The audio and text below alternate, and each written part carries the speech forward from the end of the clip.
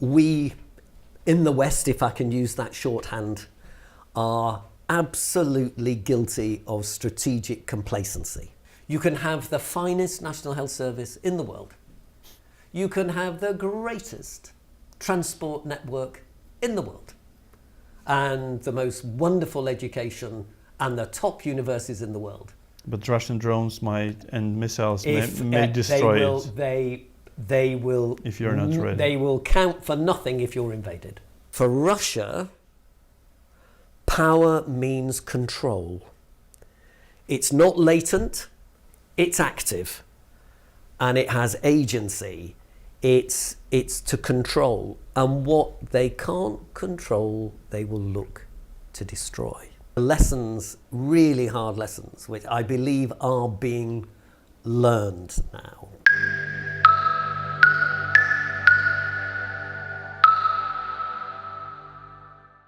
Hello to everyone, and welcome to International Talks in Lviv, and hosted by Tvoje Misto, your city media hub. And today we have again a very great friend of ours and a great speaker in our studio, who is, I suppose, the fourth time now in Lviv. Indeed. And the very distinguished expert in defense matters, who advises different European organizations and governments, Professor David Ellery.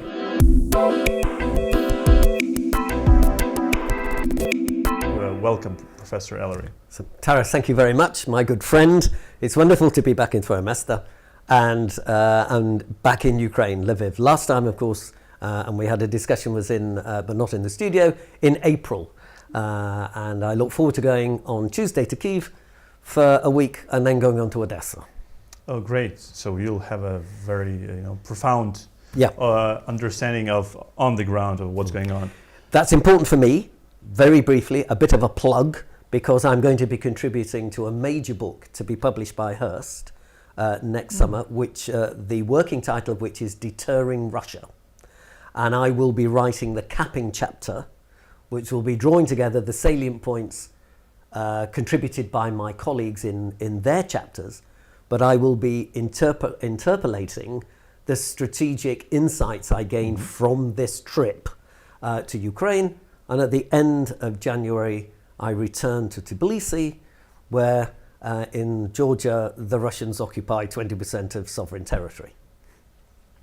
So, dear viewers, please find the next year this great book by Hearst, and at Hearst, and of course, Deterring Russia is something that is important for all of us, for all the democratic world, and I think it's very timing, that you came right today to our studio, because just yesterday there was an op-ed, an opinion published by the ambassador, acting ambassador of Ukraine to the United Kingdom, and also ex-commander-in-chief of the Ukraine Armed Forces, General Valery Zaluzhny, where he mentioned, I hope you had a chance to read it, where he mentioned the need of political goal for our war, for this war that we are struggling in, where we are fighting for our freedom and freedom of Europe. What are your reflections upon reading it? Right. I think the ambassador, is quite right. You need to have clarity when you're looking to engage in strategic matters. I would take some issue with constraining that objective just to a political piece. I think what's important is you have a very clear sense of your strategic direction of travel. And so the architecture of that is more than just politics. It will be economics, it will be security on an integrated basis. So he's correct to identify politics, but my sense, very much so, is that you have to bring in those other elements, if you like, of that integrated construct, because they apply across society. All of those things will be of fundamental importance to a population, not just the politics, but the economics and the security. General Zaluzhny quoted Winston Churchill, in this, of course. Churchill talked about everything. But he mentioned only one quote of Churchill, where he said that war is a catalogue of blunders. Which blunders do you think we all did in the past few years, both Ukraine and the Western world, Europe? Well, it would be really presumptuous of me, I think, to comment with respect to Ukraine. I will have a go, but I can say now with real force and conviction that we in the West, if I can use that shorthand, are absolutely guilty of strategic complacency. It's complacency. We were not perceiving reality as it was. We wanted to believe reality was different. 2008, I was in the Cabinet Office in 2008, and day by day was looking at what was happening in Georgia. And I'd been to the point at which the Russian tanks stopped before they made it into Tbilisi. They could have moved in within hours, but they didn't. They'd made their point. That was the first red light. Then, of course, Russia's invasion of Ukraine didn't start 2022. It started in 2014 with Crimea. And there was another red light. And so, summing that up, unforgivable because of the cost in blood and treasure that has been surrendered by Ukraine in this war, and it is a war, it's not a special military operation. That's unforgivable, actually, and we need to learn that lesson. As far as Ukraine is concerned, you were in an incredibly difficult position. You did raise concerns. I've been in London. I won't name a particular individual whom I know exceedingly well at the Royal College of Defence Studies, who was Ukraine's member at the time, and made it very, very clear that Russia was not a danger. Russia was a threat. The difference is when a danger has agency, when it's operative. And he made it very, very clear. But we didn't want to know. And we didn't want to know because there were overriding economic considerations in many ways. But also a recognition that we were militarily weak. We had not sustained the investment in capacity or capability across, for example, the NATO alliance that we ought to have done. So that's my comment. I do think Ukraine was aware of the threat of Russia and said so. But you can articulate that, Taras, till you're blue in the face. What's necessary is that somebody not just hears what you say, but they listen to what you say. And we didn't listen. Do you think that we are already at the moment where people in the West do listen? Or still not enough? Not enough. They are starting to listen.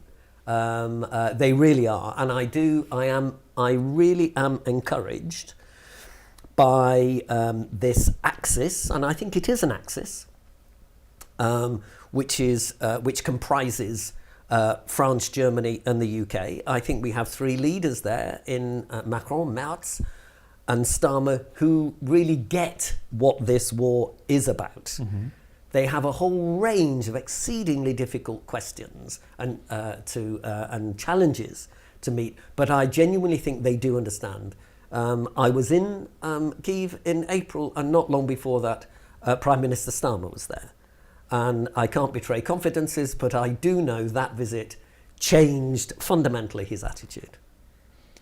We had recently, just maybe a month ago, we had a meeting with different our European colleagues, journalists and editors from different publications, from Spain, France, Germany, Czech Republic, with President Viktor Yushchenko, who explained where is also the responsibility among many, where he explained among many other things, where was the responsibility of and where is the responsibility of Europe for where we are. And he mentioned France, Germany, having this kind of honeymoon with Putin in 2007, 8, 2009, when in the years that you mentioned, when Georgia happened, and at the same time they were not inviting Ukraine into NATO, saying that you do have a very small percentage of support, which was increasing so high that it was much higher than in Spain when it entered NATO before. When Russia was already neglecting the international law, but at the same time the Nord Stream businesses were being, arranged. Do you think that such mistakes? Do you see that we don't have a danger of such mistakes being made again? Well, there is bound to be a danger of it, but I would hope that there are lessons, really hard lessons, which I believe are being learned now as we go along. I think it's becoming increasingly clear that to have ensured that we were ready to repel a threat to our strategic security would be far, far cheaper, always is, than actually having to engage in military conflict, in war. I do believe that the consideration of cheap energy, gas and oil, was an overriding consideration, and certainly was for Germany, in my view, because of course the decision was taken to abandon nuclear power as a source of energy. Now that, I have to say, I rather suspect that President Putin couldn't believe his luck when that decision was actually taken, because he knew in a sense that economically and in terms of energy, Germany was something of a hostage to Russia. And we realize now that that has pushed us into a position which is being terribly, English understatement, is strategically rather difficult, and that is meant to be ironic. So I do think we're learning that lesson. I think Merz has come in. I think Merz's perspective is to be welcomed. I think it's very sharp, and I think he is looking to address reality as it is, and not as you would want it to be. And I will say, so not just as it were talking about if I call it sort of Central Western European piece, if I recall very, very well, and engaging with a top member of Finland's military, the very top. And when I asked, and I was there in Finland, in Helsinki, just a week before Finland formally submitted its application to NATO. And I said to him, gosh, 22nd of February, 2022, just a few months earlier, bit of a wake-up call. No. He looked at me as though I was really behind the curve and said, David, no. It was the 21st of December, 2021, when Putin actually said, we no longer recognize the redrawn borders upon the collapse of the Soviet Union. He said that was the tipping point. And his quote was, we then realized that the true nature of the beast, is a quote, the true nature of the beast had revealed itself. And said, for too long, we gave Russia the benefit of the doubt. And we now know that was a mistake. And that's from Finland. And Finland, I think, is one of the most important. I'll come on to that in a minute. I think the engagement of Finland now formally and membership within NATO is absolutely crucial. I mean, for me, they are a core element in a strategic security construct, which I think has to be not only established but sustained. I'll pause because you might want to ask me a different question. Otherwise, I will tell you what that construct is. Yeah, I do. But if you can say about, maybe you can say also a few. Very quickly. About this construct. It'd be very quick. Yeah. And the construct is France, Germany, and the UK. You can say why. Well, UK, France, nuclear powers. Germany is the third largest GDP in the world. The UK is the sixth largest because India a year ago leapfrogged us to take the fifth position, and France is seventh. So we have three nations who are in the top 10 GDP in the world.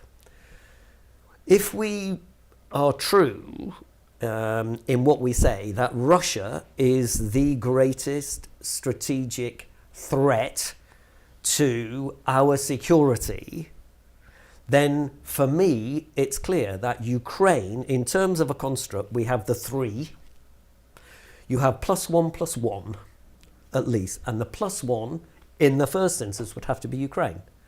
You are the only nation which has that first-hand experience in this contemporary economy of fighting a war against Russia. And probably more than half of the brigades that Yes. are in total Yes. in the European army. Exactly. It's a matter also, just, the stark reality of military capacity and capability. And there are two things there: the capacity, the volume, and the capability, the quality of that. And the other +1, I would say, is Finland.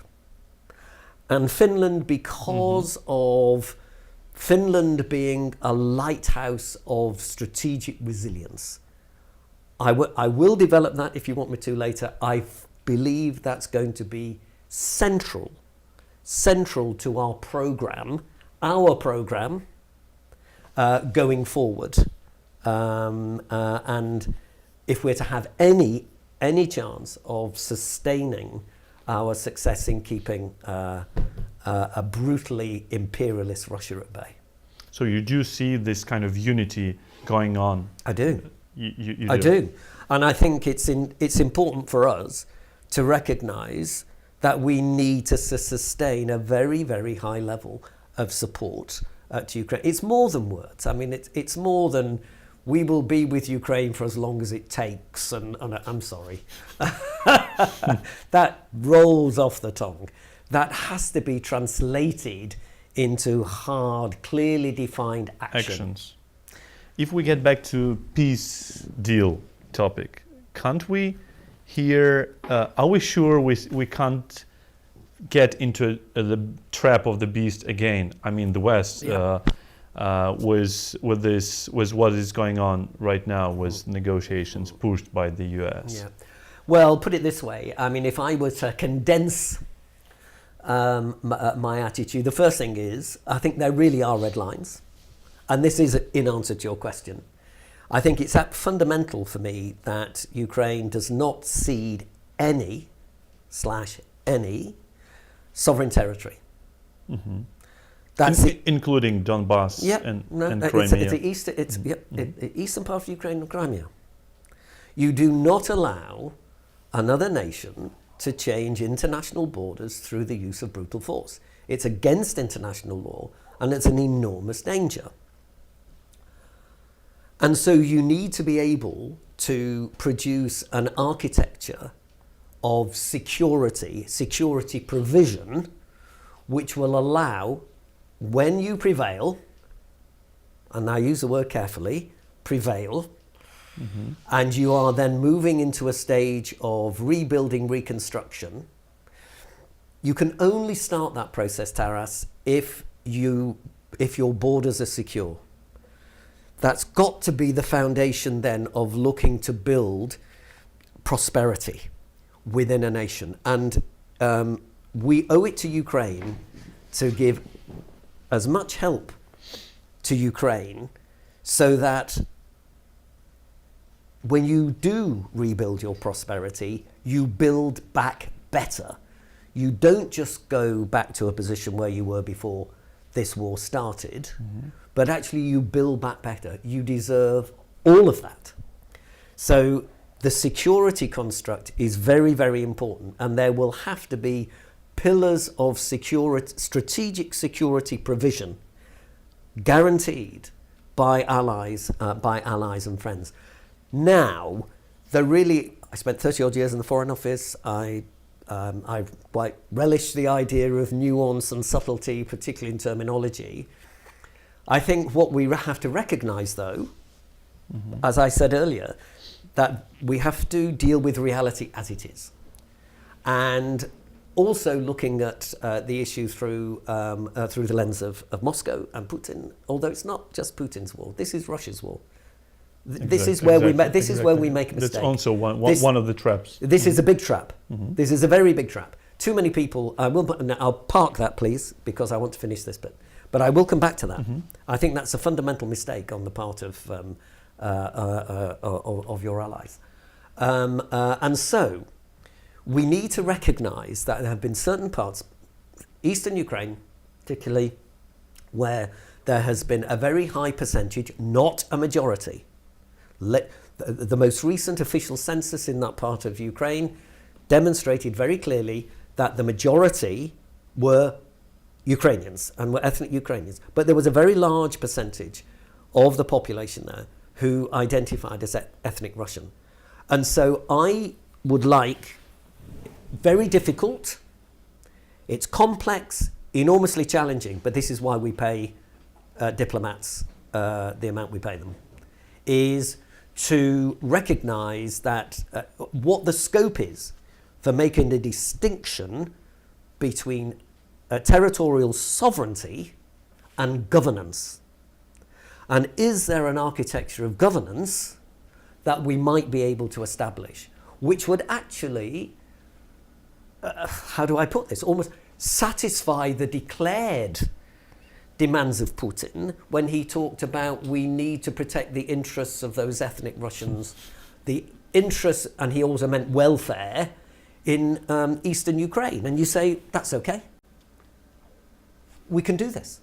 We will have a construct of governance and we will allow for a profession of a Russian Orthodox faith. We will allow people to use Russian in that part of Ukraine, and there will be a clear cultural identity amongst those people. But Ukrainians will be there. That territory is Ukrainian and will always be Ukraine. But we will accommodate that large percentage of a population which has particular ethnic interests. It's a challenge. There's a complexity there. But I'd like to think we need to explore the options, the modalities for establishing and sustaining the architecture. It clearly would require international oversight. You couldn't just say, forgive me, you couldn't just say to Ukraine and Russia, okay, you've got your construct, work together now, and you're going to have to be very realistic, pragmatic, and say we can produce this construct, but there will actually be oversight, international oversight, not least because that would be one of the best ways of securing transparency and accountability for the functioning of that construct. But how do you see it in practical, how it might be achieved, implemented? I mean, first of all, securing the borders, having in mind the number of, the amount of weaponry and people in the European armies. Yeah. In which way it could be achieved? First of all, it starts at home. I think we need to, this demand by Moscow, by Putin, I'll say Putin, but about reducing the number of armed forces, that's a nonsense. That's for you to decide. You decide what the size of your armed forces is, and you need to make that calculation as to what level of capacity and capability do we need internally within Ukraine to be able, as far as possible, to protect those borders. But there will be partnerships, there will be alliances to be established and sustained, which will be, in time of crisis, there would be a guaranteed support from outside Ukraine for Ukraine to be able to resist any future attempt at invasion or control. Do you think Europe has enough resources for supporting this war of exhaustion? If we're still before, if we are not in the in the peacetime yet. Yep. Well, we have to put ourselves in a position to do it. Let me say this. It's an absolute nonsense, Taras, to say that this war, the part of the European Union and the UK, I'm very sorry to have to say the EU and the UK, I'm very pro-EU membership, but look, Russia's GDP is about the same size as Italy, okay? The combined GDP of the EU and the UK is at least 7 times greater than that of Russia. We can afford this. But most of their GDP goes to the It's army, to the military exactly, now. Exactly, but it is a question of resource allocation. Mm-hmm. It is. And we've just had a budget in the UK at the moment, and I was disappointed there wasn't more explicit, detailed setting out of this contribution. But there is a goal now that there's over time we're talking about 5% of GDP going in support of the military. And as I say, if you're strongest GDP in the world, and Germany's third, and France seventh, that's actually quite a lot. That's really quite a lot. But we need a strategic national conversation, Taras. It's something which has to be, has to continue. It has to be a dynamic conversation explaining to a population why the strategic decisions with respect to resources, budgets, why those decisions have been made, and explaining why the provision to go to the military sector will impinge on what might be available for the National Health Service or transport or education. And putting it very crudely, it is crude, and there's a semi-apology here. You can have the finest National Health Service in the world. You can have the greatest transport network in the world, and the most wonderful education and the top universities in the world. But Russian drones and missiles may destroy it.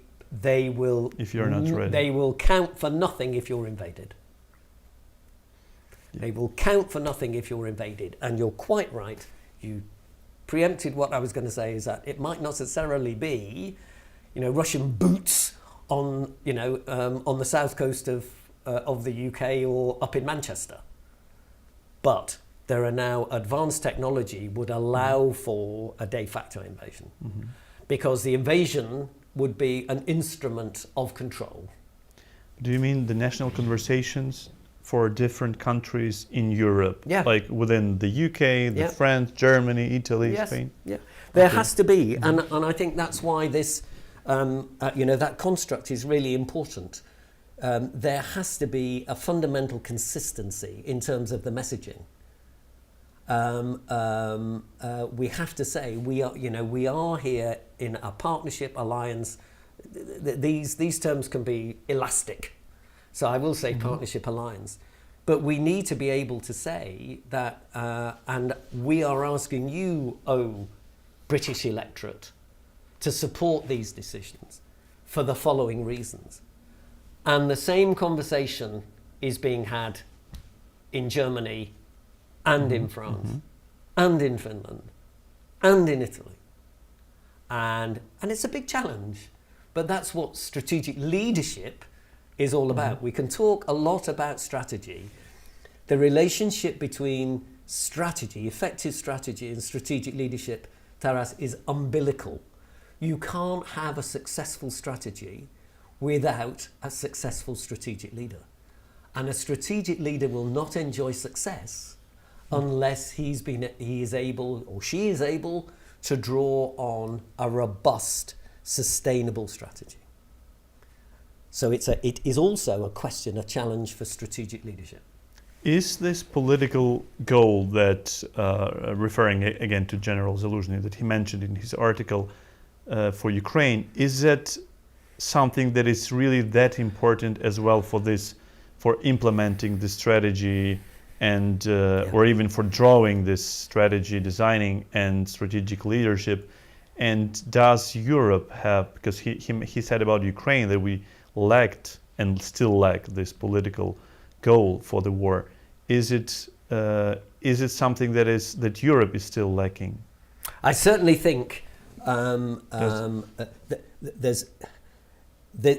a lot we can do in clarifying what our understanding is. But I have to say that strategy, as you know, a piece I wrote with my excellent friend Dr. Leanne Saunders, who's our ambassador in Oman at the moment, about adaptive strategy. It's a recognition that a strategy will only be effective if it is applied with value to the strategic context which applies at the time.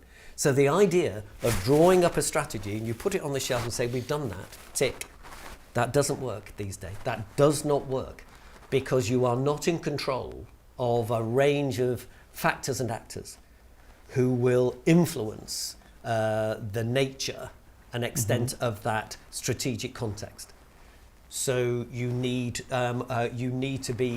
to evolve. It needs to be iterative as you go through it. So as things move on, that narrative, I don't quite like the word, but the communication, the strategic conversation, national conversation, that has to be dynamically refined and reinforced. So it means we have to be. It means all of us have to be very adaptive. Yes, constantly. Exactly. Honestly, I mean that's an enormous lesson that we've learned. Now, Ukraine is a wonderful example in terms of your advanced technology. You've done a tremendous job in developing indigenously drones and the software that is used to make those drones as effective as they might do. Now, there is an organization in Kyiv called Reface. You probably know about it. I had the most brilliant briefing from the CEO back in April, and it stands as a brilliant example of creativity and ingenuity on the part of Ukraine and in that field. And so, yes, you're there as an example of how you have to, not continually, but continuously, no break, continuously adapt and develop. The unfortunate thing is that Russia has learned the same lesson. And they also have adapted. They were a little bit behind the curve for several months, and you had a big advantage for several months. But then they recognised that, and they've caught up to a very great extent in terms of the quality of that advanced technology. That doesn't mean to say that you don't continue. Obviously, you must continue to work that. So yeah. But it means that this innovation, that all the innovations must be scaled as much as possible now. Yeah, that's right. Because that's the only way to prevail. But it means that Europe may, or the West, if engages more, if learns more and invests into scaling such innovations, may win at the end. Exactly. I mean, in a nutshell, I mean, you've described the challenge, and that's it's an imperative. I mean, it really is. It's not a nice to have. It's an imperative because the adversary is formidable. You know, I can talk about it. Its GDP doesn't stand up to the collective GDP of the UK and the European Union, but it's still a formidable opponent. And one of the attitude of Russia, and it's not just Putin, the attitude of Russia is completely different to our own in terms of the preparedness to sacrifice lives, in the prosecution of what is, I'm sorry, it is, it's not just brutal. I've moved on in the last few weeks from saying this is brutal imperialism. Some of the things I've picked up, particularly in the last few weeks, I would actually describe it as bestial imperialism. So bestial. We are getting back to the question you wanted to park at one point. Resilience. The trap of Russians trying to say that it's only a war of Putin. Yeah. No, it's not. Let me pick that one up, and then I'll come to resilience, because that's a central thing, and it will feature very, very significantly in the piece I'm going to be writing for Hearst. And I think what is very, very obvious is that the war is actually Russia's war. There is a Russian psyche is fundamentally imperialist. It has been for centuries. Catherine the Great famously, of course, saying on the record, "I have no way of securing my," meaning imperial Russia's borders, "other than by expanding them." So where do you stop? Where do you stop? And my understanding, it's a view, is that this imperialist appetite translates into the creation application of power. Mm-hmm. For Russia, power means control. It's not latent, it's active, and it has agency. It's to control, and what they can't control, they will look to destroy. And so whilst there is an argument that Russia has invaded Ukraine, it was control. Now, they may not want to kill all Ukrainians, but what they would want to do is to destroy a Ukrainian national identity. Mm-hmm. That's what they want to destroy. And de facto turn Ukrainians into Russians, basically. And that's where the destruction comes. And there really is a line of logic. This is my view, it's only my view, but I really do believe that's where that is. And I had a most brilliant discussion yesterday. I don't know whether I'm allowed to mention the name, but one of your top psychiatrists and psychologists, you will know the person. And over lunch, we had a brilliant working lunch, and saying that this imperialist appetite is actually the product of innate fear. Now, this was completely new concept to me. I admit this, though. I might be a professor, but I learn every day. And it's that in that psyche is they have to have this imperialist aggression and looking out. Otherwise, that the fear will, this is my word now, but it will act as a source of decay within Russia, which will ultimately will lead to the collapse of that society. So it's a looking out and it's being aggressive, but for them, it's that at the heart of all of that is an innate fear. And it's interesting for me also, completely different to us. I mean, it's completely different to the way we think, which is the greater the pain, the greater the sacrifice, the greater the glory for Russia. So 1 million dead, and so many people massively injured and their lives essentially destroyed. But actually, it's the source of glory for and that's how the psyche works. That's how that psyche works. Why do they talk all the time of the Great Patriotic War? Because they will give you the statistics all the time. They don't mention the 3 million Ukrainians that were, were starved to death. But for them, and they keep that alive. It's really interesting how they revive that all the time, and that's central to that psyche. So you've got that, all of that together being a very a huge threat. And I mentioned resilience, and I'm very close to Finland and Finns. I'm an enormous admirer of Finland. I like to think I'm regarded as a friend of Finland. And they are exemplary when it comes to national strategic resilience.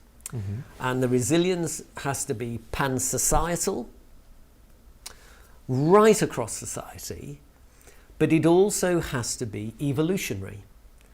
It is very much aligned to the concept of adaptive strategy. You can't just say, we've built a program of resilience again and you put it on the shelf. No, you don't, because resilience has to be effective within the strategic context which obtains at the time. So it has to evolve. It has to be enhanced. And if you get that right, particularly if you can meet the challenge of integrated resilience, and I'll come back to that in a minute. Resilience ceases to be just an instrument of defense. Mm-hmm. It becomes a weapon of deterrence. It's a weapon of deterrence.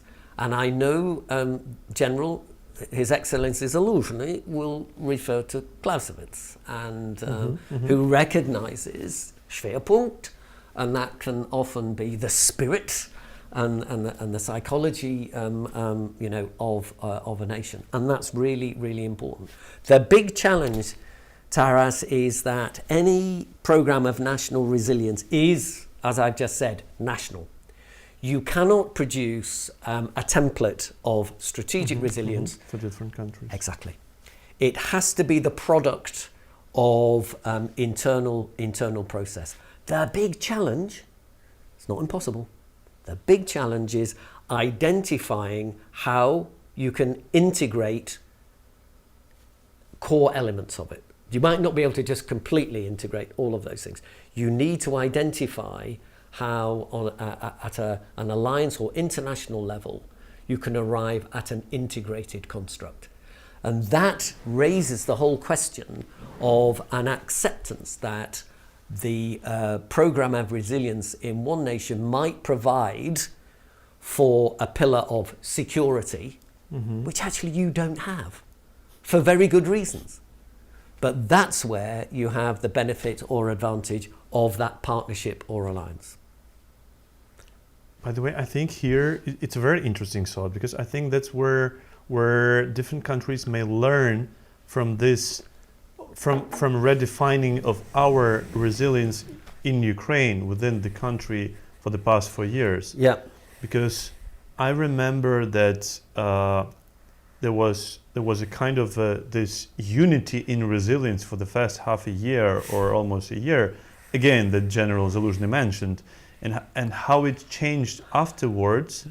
And I remember our conversations from the summer of or fall of 2022, and it was May. First sorry, week in May. From May 22, Yep. and you were saying then that morale is something that will bring morale of the people, of the nation, will bring it to victory. Yeah. And that's at that moment I couldn't understand that question, because I was feeling like we're all one very tough nation. We just pushed away the biggest army here in Europe from Kyiv, from the outskirts of Kyiv, and but at the same time I do see it right now, and I do see how everything shifted towards the society was kind of structured during this, especially past 2 years, and there are people who are in the army living their separate life, and their relatives. There are people like fighting for economy, yes, and sometimes calling themselves they're on the economic front, or those who are on the informational front, or in the cultural front, because you say that Russians want to destroy our identity. Yep. But on the front line, so different front lines at the same time. But at the same time, we have this tough conversation in society when so many people are saying, okay, come on, how can we speak about other front lines except the one military front line. And that's a very tough conversation that made this resilience, made many weaknesses in our resilience that seemed to be everlasting in 2022. What do you think? What do you think? First, we should do to bring again this resilience, so to adapt it, to redefine it, as you said, and are we really having a possibility, a chance of having the worst case scenario that again General Zaluzhny mentioned in his article, having a civil war, if Russia will try to manipulate politically, which they will try, which they are, which they are doing, and the second, what Europe may learn for building European countries for building their own resilience. I couldn't really comment. I really, because I have no authority to talk about the likelihood or otherwise of there being a civil war. You're quite right to identify the threat of interference by Russia, which is happening now, and it's happening in the UK, and it's happening across the continent of Europe. I think what really is important, it might sound slightly superficial, it's not meant to sound superficial, it really does come back again to having clarity of vision and perspective, and for a government to be saying we are fighting the war because we are looking to establish a position where we will build back better. And it's where your partners and allies can commit to providing the investment, the foreign direct investment, the FDI, as my friends in the city would say, that when you prevail, there is that enormous challenge of the rebuilding society. One of the things, though, that is really hugely demanding for you, my understanding from my very, very top level meetings in Kyiv in April, two principal challenges will be demographics, and the other will be trauma. And you have transgenerational trauma on a scale we've never experienced before. And that will be a formidable challenge. And my understanding from your top experts is that even if you look to treat a victim of trauma over time, that the best outcome you are likely to achieve is that they will enjoy 75% of normality. But a very significant number of those who are victims of that trauma will not reach anything like 75%. So you will have a society, again, it's a challenge which is transgenerational. And that's going to be incredibly difficult. I'm going from here, not quite immediately, but at 4:30, I have a session with Unbroken. And I was involved in helping set that up a few years ago. So that's going to be, and I'm trying to raise the profile, I will register it now, particularly my university in Durham, although I have my position in Oxford and Vienna, but particularly in Durham, looking to see what scope there might be for helping Unbroken take forward its programme to address how you meet the challenge of this trauma. Because that's about the resilience. Yeah, exactly, exactly. And at the very end, to go to more practical things, you know, which interest people, because the strategic, big visionary things are extremely important, but at the same time, we have many practical things which we are facing right now at the moment. What do we do? What do we do? What should we do with the peace negotiations? What do we do with the what are the right solutions? You already mentioned a little bit about that. But what if we see that we have to decide something quite soon? What should be the right approach of our political leadership in terms of strategic leadership? Okay. What are the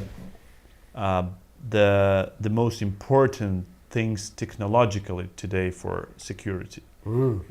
Because is AI has been developing quite rapidly. Yep. Cybersecurity, we see Yep. what happened with Cloudflare just a few weeks ago. Exactly. And the 1/3 of internet was not operating. Absolutely.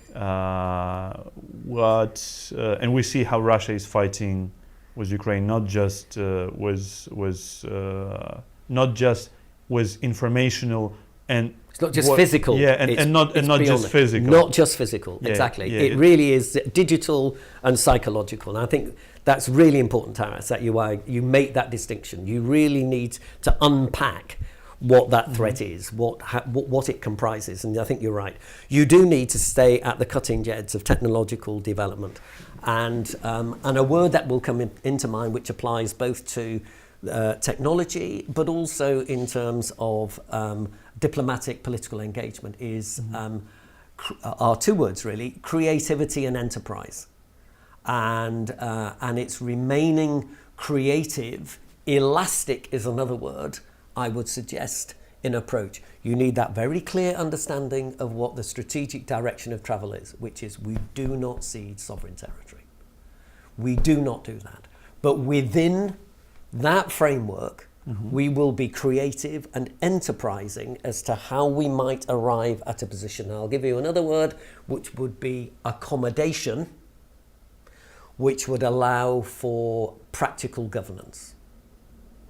And that's what I think being creative and enterprising would be, but within a very firm, sustained framework, which is we do not reward in any way at all the brutality of looking to change national borders through the use of force.